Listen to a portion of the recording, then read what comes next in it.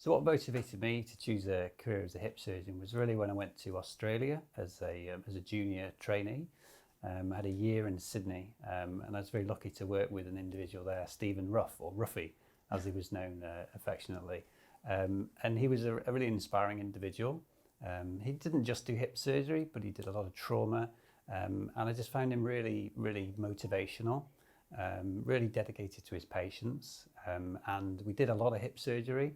And I think the two things just sort of clicked together with him, and seeing those patients and then seeing them in recovery, how they responded to the surgery and the quality of life improvement that you get with hip surgery. I found it kind of really inspiring, really, and haven't really looked back.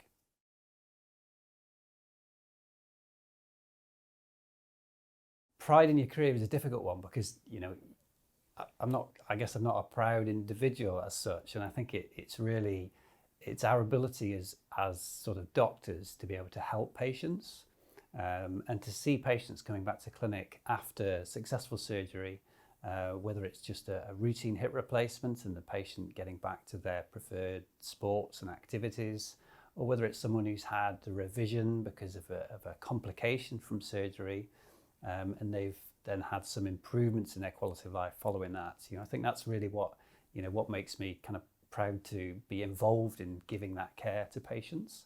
I find that really stimulating.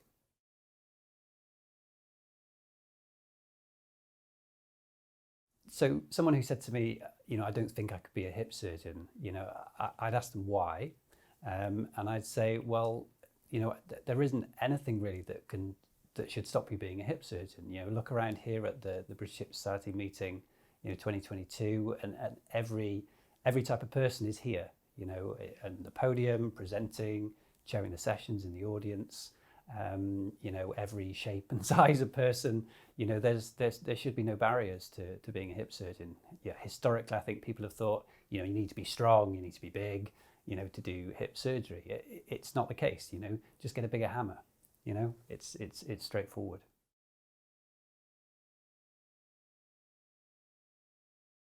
Probably the biggest challenge that I faced in my professional career was trying to get the balance between work-life balance and family. My partner is a doctor as well, so we have to juggle the childcare, being present for the children, having two careers on the go, and just trying to be mindful of the fact that it's not just about me, and trying to get that balance. That's probably really was the biggest challenge that I faced, to be honest. I think to try and overcome that challenge was really a matter of team working, and being open and honest with your partner, and not doing everything that you want to do, having to give up some things, and support them doing what they want to do, and yeah, just working as a team, really.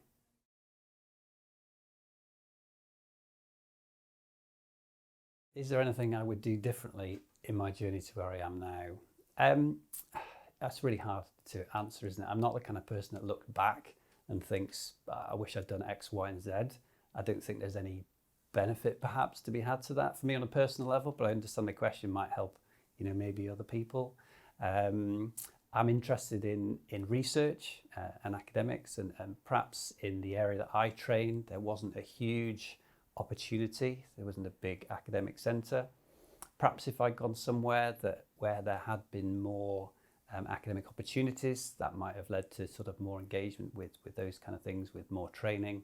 But having said that, I'm very happy with where I am now. But I guess maybe the learning point might be to, if there's something you really want to do, go out and do it, and seek those opportunities. But then again, coming back to the issue about challenges, is that you can't always do everything you want to do, and you have to compromise on some things, whether that's around the opportunities near you, family, commitments outside of work, and all those kind of things all play into the decision making.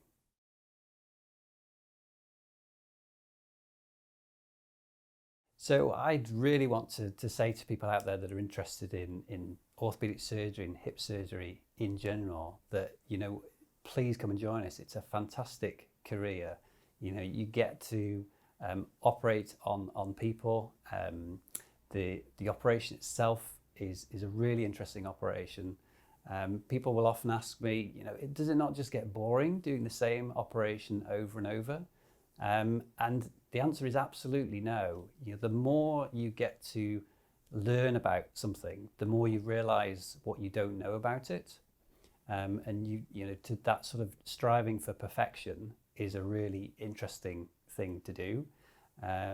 So yeah, I would just tell people to kind of come and join us, and and get involved in the surgery. I guess the other thing is the outcome of patients. Seeing patients in the outpatients who've recovered from surgery, and seeing the benefit and the improvement that's had on their quality of life is really interesting. It never gets boring.